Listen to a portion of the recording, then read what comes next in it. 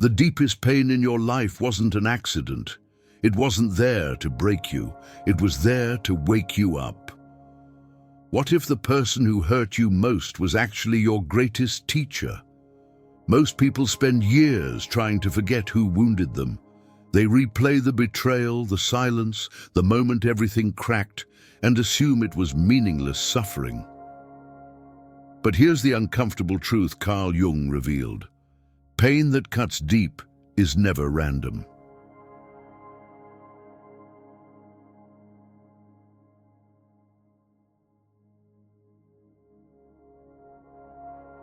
It appears exactly where growth was avoided, where consciousness needed to expand, where the shadow waited to be seen. This video isn't about excusing what happened. It's about understanding why it happened and how that pain, once decoded, can become clarity, strength, and direction. When you see the lesson hidden inside the wound, the story flips. The hurt loses control and meaning takes its place.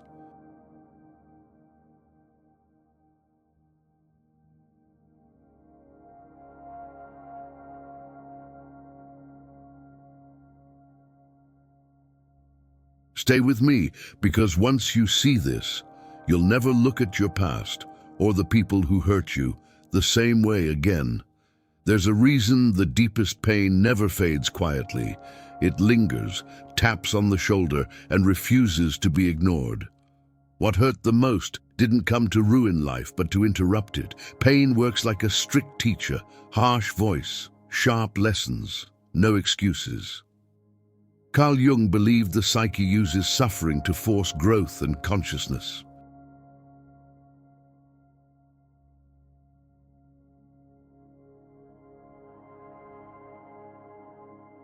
That wound wasn't random. It marked the exact place where growth had stalled. Inside that pain lived the first signal of transformation and awakening. Most people try to escape pain, but pain keeps chasing awareness. It's like ignoring a flashing dashboard light while driving at full speed. Eventually, the engine stops, not to punish, but to protect. Emotional wounds behave the same way inside the shadow. They demand attention because something vital needs healing.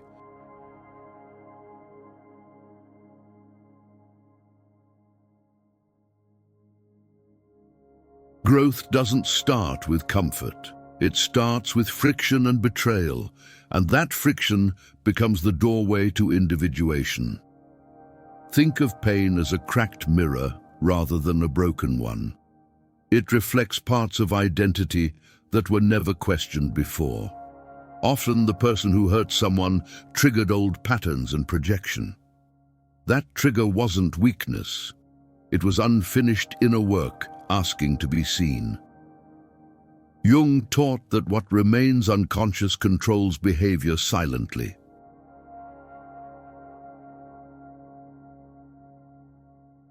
Once consciousness enters the wound, the story changes. Healing begins the moment meaning replaces confusion. In real life, this looks painfully ordinary. Someone gives too much, ignores red flags, accepts less than they deserve.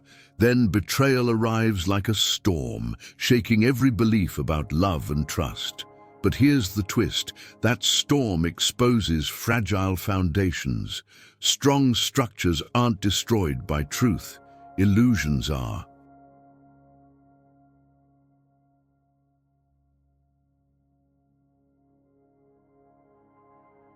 Pain reveals where boundaries were missing and self-worth was outsourced.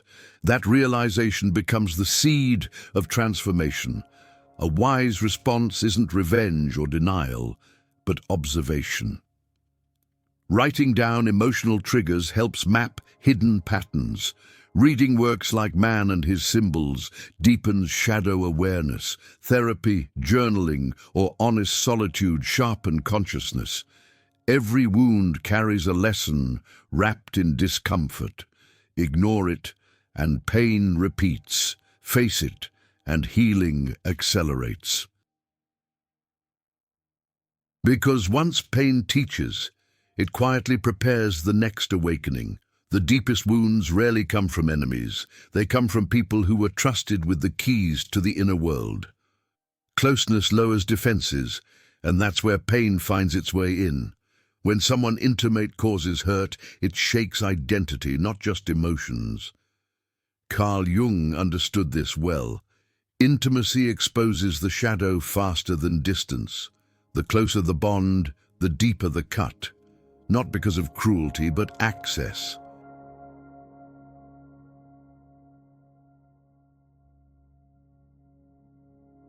And access always carries the risk of transformation. Strangers can disappoint, but they can't dismantle beliefs. Only those inside emotional walls can do that kind of damage. That's why betrayal from loved ones feels existential. It doesn't just hurt, it rewrites trust, memory, and meaning. Pain here isn't about the event alone, but about broken expectations. Growth begins when expectations are examined instead of defended. That examination opens a door to consciousness.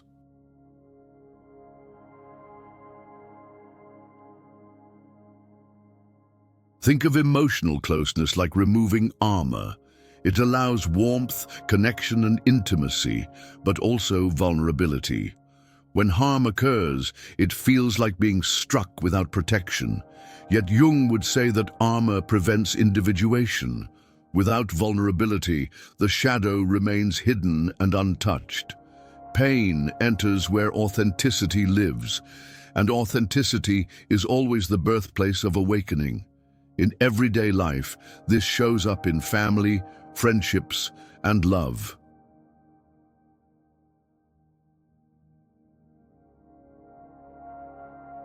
A parent dismisses feelings, a partner betrays trust, a friend disappears. The pain feels personal because it is personal. But here's the hidden layer.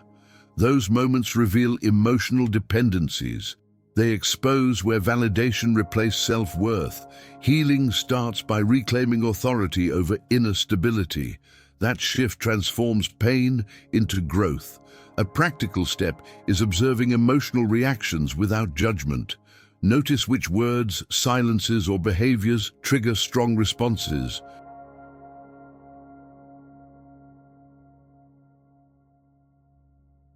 Those triggers act like maps pointing toward the shadow. Reading The Undiscovered Self helps clarify these dynamics. Boundaries, reflection, and conscious distance restore balance. Pain loses power when patterns become visible, and once visibility emerges, the next lesson quietly forms. Pain has a reputation for cruelty, but it's rarely senseless. It arrives like an uninvited guest carrying an urgent letter. Most people tear the envelope apart without reading the message.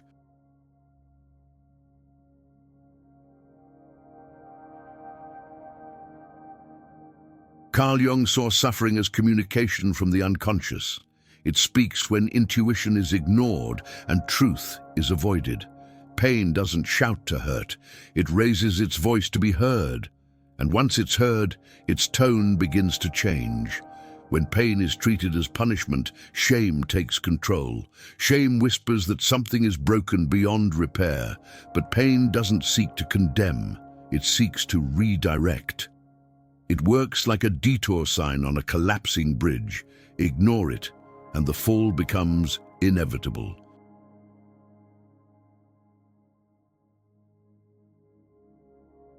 Listen, and a safer path slowly reveals itself. That shift is the beginning of healing. Imagine touching a hot stove as a child. The burn hurts, but the lesson protects for life. Emotional pain functions the same way. It imprints awareness deeper than logic ever could. Jung believed the psyche learns through experience, not explanation. Pain leaves a mark, so consciousness won't forget.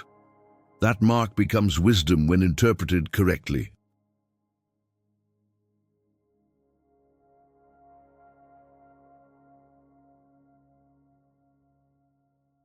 In daily life, this might look like repeated disappointments, the same relationship patterns, the same emotional outcomes. Pain repeats, because the message wasn't integrated. Journaling patterns and emotional cycles exposes the lesson. Asking, "What is this trying to teach?" reframes the experience. That question alone reduces suffering's intensity, meaning dissolves chaos into structure. Practical growth begins with slowing down reactions. Instead of numbing pain, sit with it briefly.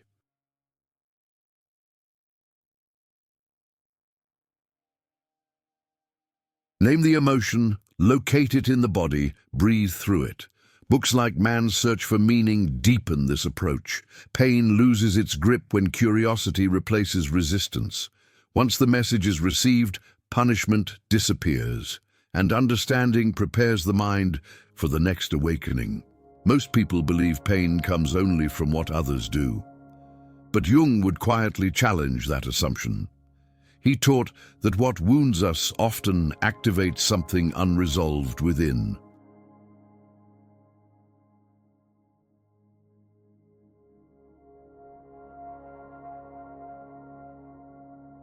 The shadow isn't evil. It's everything ignored, denied, or postponed. When someone hurts deeply, they often touch that hidden territory, not because they planned to, but because the psyche arranged the meeting. Pain becomes the introduction to a part of the self long avoided.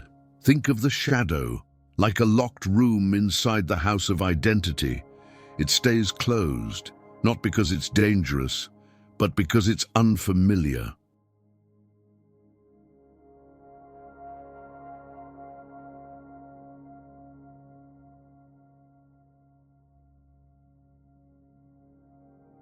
When another person enters life and causes emotional turbulence, they don't create the room, they open the door.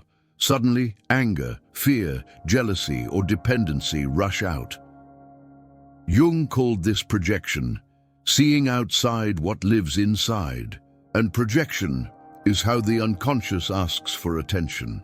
This is why certain people provoke disproportionate reactions. The response feels bigger than the situation itself. That's the shadow knocking, not the person attacking.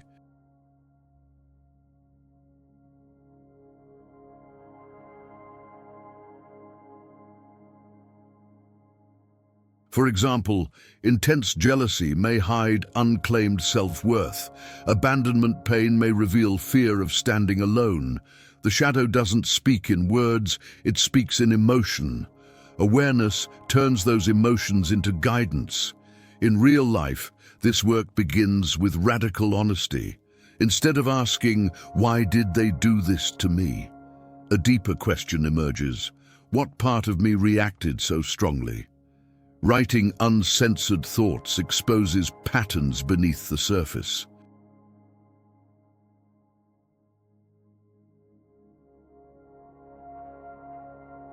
Therapy or shadow journaling helps integrate these fragments. Reading ion or memories, dreams, reflections sharpens insight. Integration transforms pain into personal authority.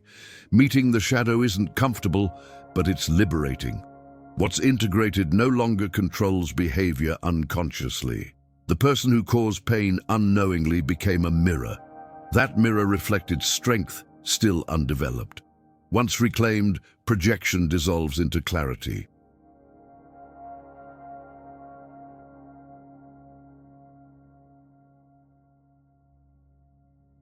Pain stops feeling personal and starts feeling purposeful, and that purpose naturally leads into the next awakening. Emotional triggers don't appear by accident. They show up fast, loud, and often at the worst possible moment. A word, a look, a silence, and suddenly the nervous system reacts. Most people blame the situation, but the reaction tells a deeper story. Carl Jung saw triggers as signals from the unconscious. They point directly to places where healing hasn't finished yet.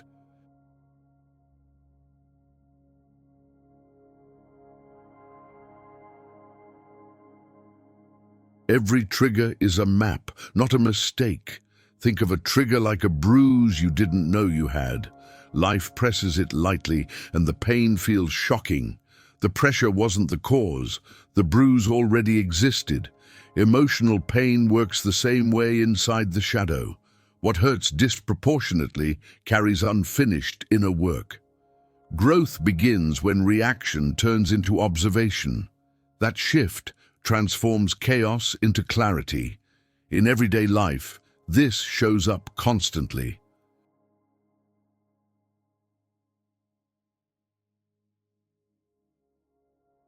Someone criticizes lightly and rage erupts. A delayed reply sparks anxiety or abandonment fear. These moments aren't about weakness, they're about awareness. Jung believed consciousness expands through emotional friction. Instead of suppressing the trigger, trace it backward.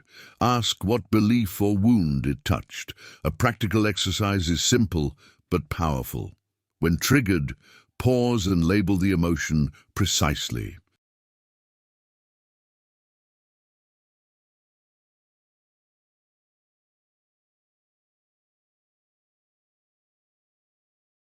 Is it anger, shame, fear, or grief? Then ask when this feeling first appeared in life. Journaling answers without editing reveals patterns quickly. Books like The Drama of the Gifted Child deepen this insight. Triggers lose power when named clearly. What once felt like sabotage becomes navigation. Triggers stop controlling behavior and start offering direction. They show where boundaries are weak or needs are unmet. Each emotional reaction becomes a teacher.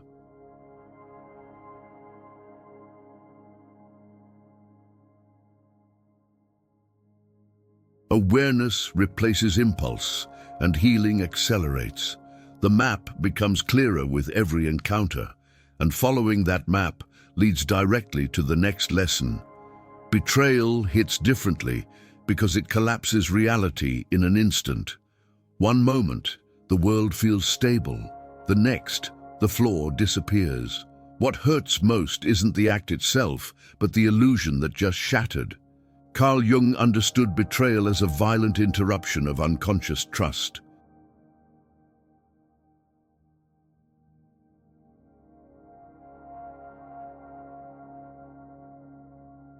It forces consciousness to wake up when comfort kept it asleep. Betrayal doesn't knock, it breaks the door. And through that broken door, awareness enters. Think of betrayal like a sudden blackout in a familiar house. You realize how much you relied on light you never questioned. The shock comes from disorientation, not darkness itself. Betrayal exposes where trust was blind, automatic, or unexamined. It reveals emotional shortcuts taken for the sake of safety.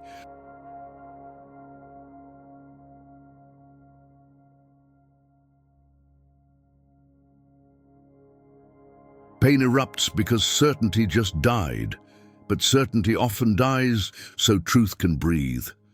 In real life, betrayal wears many faces. A partner lies, a friend switches sides, a family member chooses convenience. The mind replays memories, searching for warning signs it missed. That loop isn't madness, it's the psyche recalibrating reality. Jung believed breakdowns often precede breakthroughs. The mind dismantles false narratives to rebuild something sturdier.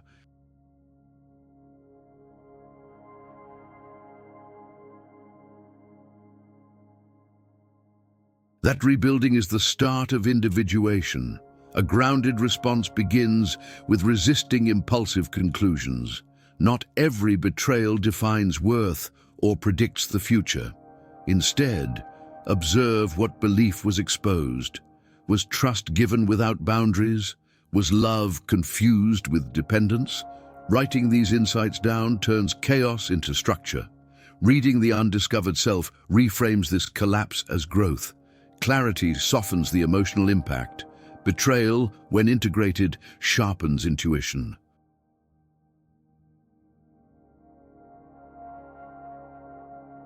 It teaches discernment without turning the heart rigid. The goal isn't suspicion, but conscious trust. Pain stops feeling like punishment and starts feeling like initiation. Something old ended so something wiser could emerge. That shift changes how connections are formed forever, and it prepares the ground for the next inner realization. There's a quiet moment when pain stops being tolerable. What once felt normal suddenly feels heavy, wrong, unbearable.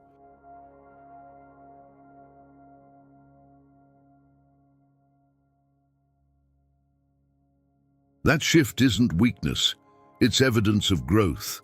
Carl Jung would say consciousness expanded beyond an old identity. The version of the self that endured that pain no longer exists.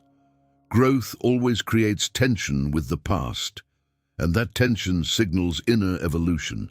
Think of it like wearing shoes you've outgrown. At one time, they fit perfectly and carried you far. Now they pinch, restrict, and slow every step.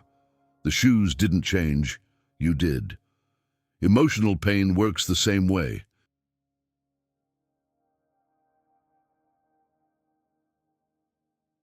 What you once tolerated now violates self-respect. That discomfort is a message, not a problem. Many people misinterpret this phase as becoming too sensitive. In reality, awareness increased and tolerance decreased. The psyche raises standards as self-worth strengthens.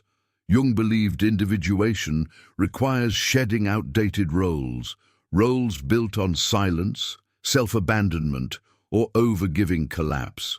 Pain surfaces to force separation from those identities.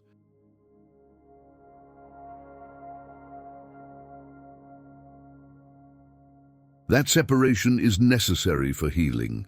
In practical terms, this shows up in subtle decisions. You stop explaining yourself to people who won't listen. You feel exhausted after certain conversations and energized after others. These reactions are internal compasses recalibrating direction. Tracking energy instead of approval clarifies what no longer fits. Books like The Courage to be Disliked reinforce this shift. Awareness replaces obligation. Outgrowing pain doesn't mean erasing the past. It means refusing to live from it. The nervous system learns new limits, new boundaries, new rhythms. What once felt like loyalty now feels like self-betrayal. That realization can be lonely, but it's honest. Growth often isolates before it aligns.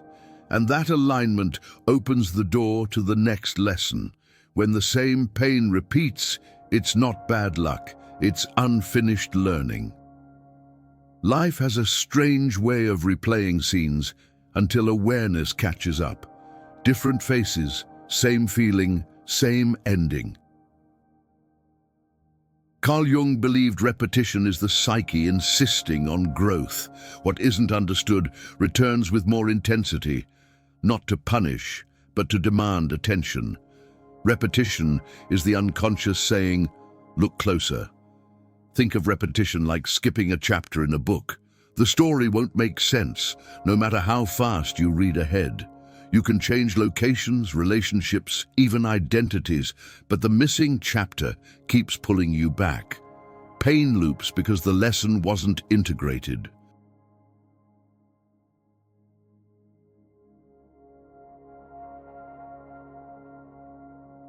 Avoidance delays understanding. Awareness dissolves the loop. That's how growth quietly rewrites destiny. In real life, this shows up clearly. The same type of partner, the same emotional dynamic, the same disappointment, or the same work scenario. Overgiving, under-recognized, burned out. These patterns aren't coincidences. They're messages. Jung taught that fate is often the unconscious made visible. Once the pattern is seen, choice re-enters the picture, and choice is freedom.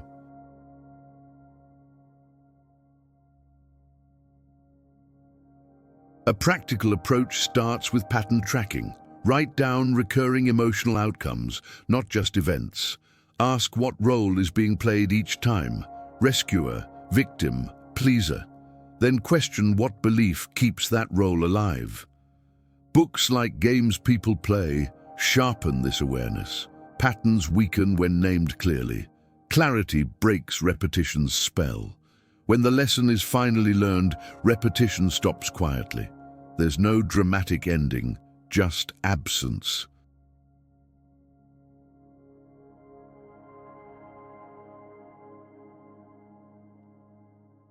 What once felt inevitable simply no longer appears. Pain loses interest when awareness takes over. Life doesn't need to shout once it's understood. This is how growth feels from the inside, subtle, grounded, real. And that stillness prepares the way for a deeper integration. Forgiveness is often misunderstood as excusing what happened. That misunderstanding keeps many people trapped in resentment. Carl Jung saw forgiveness differently, as psychological integration. It's not about denying pain, but about refusing to carry it as identity. What remains unintegrated controls behavior silently. Forgiveness interrupts that control. It returns authority to the self. Think of forgiveness like setting down a heavy bag. The weight was real, but carrying it longer serves no purpose. Putting it down doesn't mean pretending it was light. It means choosing freedom over loyalty to suffering. Resentment keeps the wound active and present.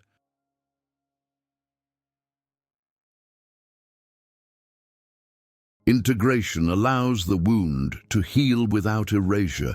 That distinction changes everything.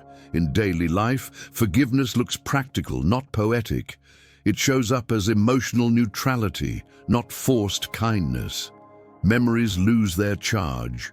Triggers lose their grip. Jung believed healing happens when opposites are held consciously. Pain and clarity coexist without conflict. The shadow is acknowledged, not suppressed. That balance restores inner peace. A grounded practice is writing unsent letters. Say everything that was never safe to say, then read it once and release it. This isn't about reconciliation, it's about closure. Books like Radical Acceptance support this process. The nervous system relaxes when expression is complete. Silence replaces inner noise. Forgiveness doesn't restore relationships, it restores energy. What once drained attention fades into perspective. The past loses its authority over present decisions. That freedom feels subtle but profound.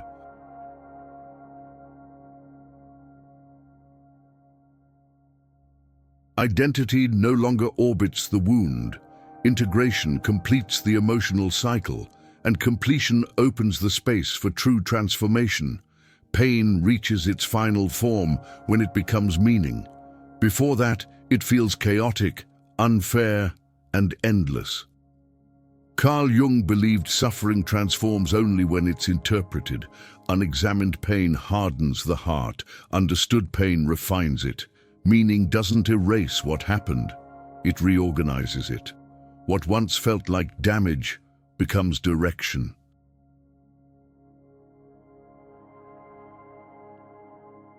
That shift marks true psychological alchemy. Think of pain like raw metal pulled from the earth. Untouched, it's heavy and sharp, difficult to carry, but placed into fire, shaped with intention, it becomes a tool. Meaning is that fire. Without it, pain remains a burden. With it, pain becomes strength. Transformation always requires heat and time. In real life, meaning appears in subtle realizations. Someone recognizes they became stronger, clearer, less dependent.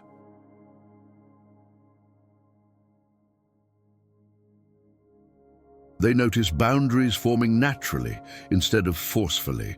What once broke them now informs decisions. Jung saw this as the ego aligning with deeper consciousness. Pain stops defining identity and starts supporting wisdom. That's how inner authority is born. A practical way to extract meaning is reframing life events. Ask what qualities were forged through the experience. Resilience, discernment, courage, self-trust. Name them clearly.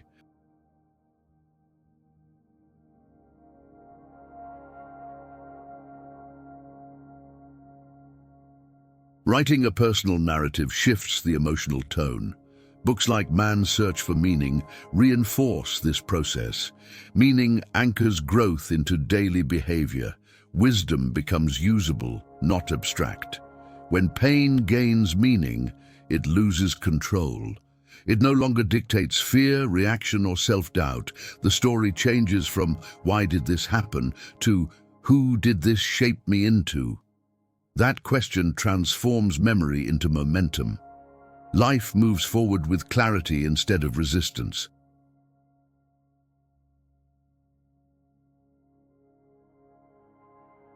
And that clarity prepares the ground for conscious closure.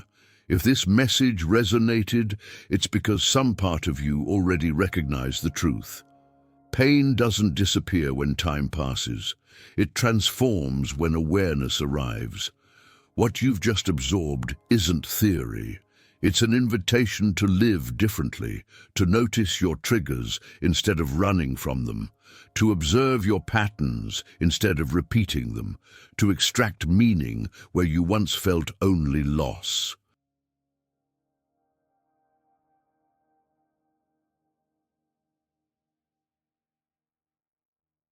Now pause for a moment and ask yourself, what pain in your life keeps repeating? What relationship, memory, or betrayal still holds emotional charge?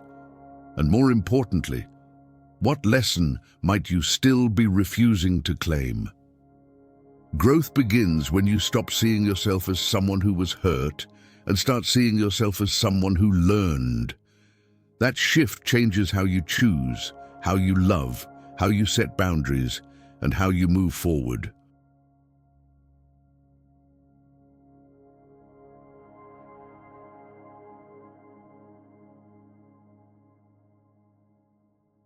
The wound doesn't disappear, but it no longer leads your life. You do. If this perspective challenged you, moved you, or gave you clarity, don't let it end here. Share your insight in the comments. What lesson did your deepest pain teach you? And if you want to keep exploring the mind, the shadow, and the quiet truths that transform lives, subscribe to Mind's Silent Echo and turn on notifications. There's much more waiting for you, and this is only the beginning.